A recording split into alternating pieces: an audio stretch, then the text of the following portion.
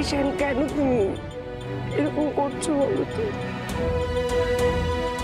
তুমি তুমি বিশ্বাস করো, আমরা সব রকম চেষ্টা করেছি, পাইনি আমরা ওকে খুঁজে। তোমাকে বলার মতো অবস্থা ছিল না। আমার অবস্থা এমন ছিল যে আমার জীবনটাকে তোমরা রেখে আসলে বৈরব করে। আচ্ছা ঈশান, কি ভাবিস তুই? পিকুকে তুই একাই ভালোবাসিস, আমরা ভালোবাসি না? ওরে খুঁজে পাইনি, ওকে খুঁজে পাই। বাস্তবটা বোঝার চেষ্টা করো ঈশান। বাস্তবটা বুঝতে পারছি মাম্মা, বাস্তবটা খুব খুব ভালো করে বুঝতে পারছি। বাস্তবটা এটাই যে তোমরা আমাকে নিয়ে এত এত ব্যস্ত হয়ে পড়লে, একবারের জন্য ওর কথা ভাবলে না। ও কোথায় আছে, ও কেমন আছে, ও ঠিক আছে কিনা।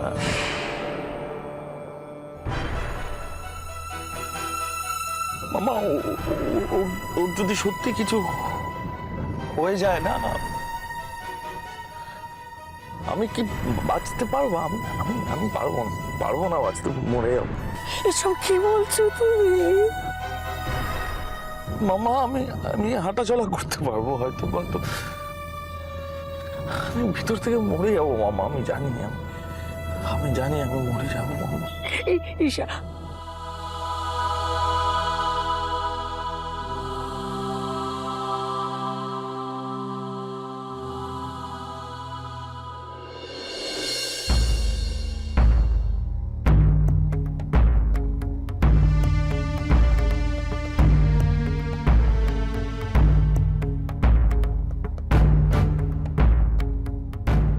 নাম, আমরা এসে গেছি। ঈশান, নামতে হবে।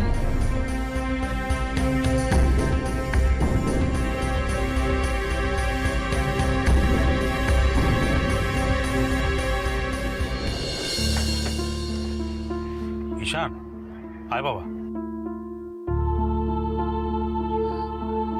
ঈশান, ঈশান, কি ঈশান নাম?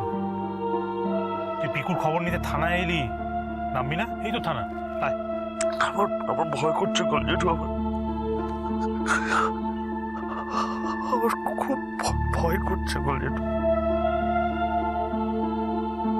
ওখানে গিয়ে যদি শুনি যে পিকু আর নেই,